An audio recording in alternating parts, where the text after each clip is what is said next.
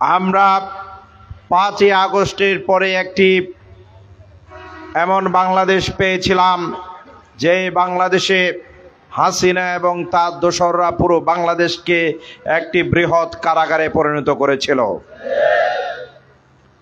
আমরা 5ই আগস্টের পর মনে করেছিলাম সেই বৃহৎ কারাগার থেকে আমরা মুক্তি পাবো, মুক্তি পেয়েছি। কিন্তু সত্যিকার অর্থে এখনো দিকে দিকে অনেক কারাগার আমরা দেখতে পাচ্ছি, যেই কারাগার আমাদেরকে অশনি সংকেত দিচ্ছে আগামী দিনে যদি সৎ, যোগ্য, দক্ষ, ভালো মানুষগুলোকে যদি আমাদের নেতৃত্বে আনা না যায়, আবারও হতে পারে দেশটি বৃহৎ কারাগারে পরিণত হতে পারে।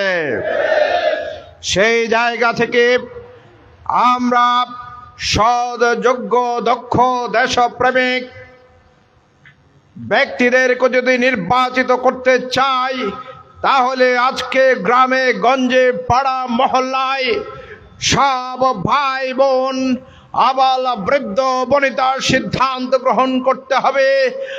আগামী দিনে যে নির্বাচন হবে, সেই নির্বাচনে যারা আমাদের নেতৃত্ব হিসাবে আসতে চায়, তারা জনগণের সামনে উপস্থাপন করতে হবে তারা দুর্নীতিবাজ হবে না।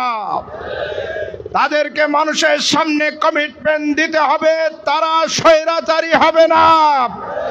তারা মানুষের সামনে কমিটমেন্ট দিতে হবে মানুষের অর্থ সম্পদ লুণ্ঠন করবে না, সন্ত্রাস সৃষ্টি করবে না, নৈরাজ্য সৃষ্টি করবে না, চাঁদাবাজি করবে না, মানুষের জায়গা জমি দখল করবে না। যারা এই ধরনের কমিটমেন্ট যারা করবে, নিশ্চিতভাবে আমি বিশ্বাস করি আগামী দিনে তাদেরকেই মানুষ তাদের নেতা হিসাবে বাছাই করে নেবে ইনশাআল্লাহ।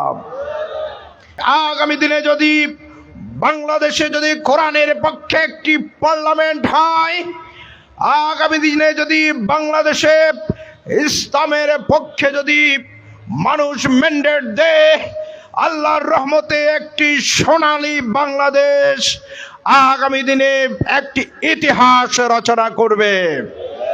যে ইতিহাসে মানুষ মানুষের অধিকার বুঝে পাবে, যে ইতিহাসে আমাদের কোনো মা বোন নির্যাতিত হবে না, যে ইতিহাসে ধর্ম, বর্ণ, লিঙ্গ নির্বিশেষে সবাই যার যার অধিকার ফেরত পাবে, সেই সোনালী বাংলাদেশ আমরা গড়তে চাই কিনা? কারা কারা চান?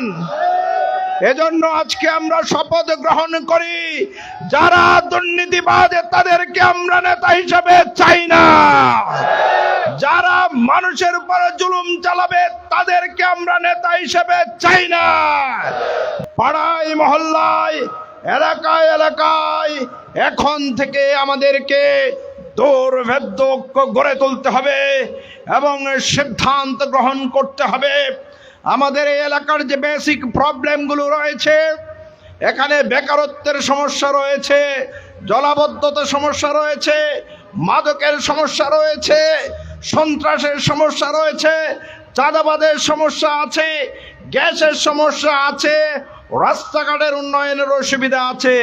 আছে কিনা ভাইরা আমার? আছে কিনা?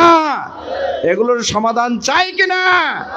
সমাধান যদি হয়, তাহলে দুর্নীতিমুক্ত ভালো মানুষদেরকে আগামী দিনে সংসদে পাঠাতে হবে। কি বলেন?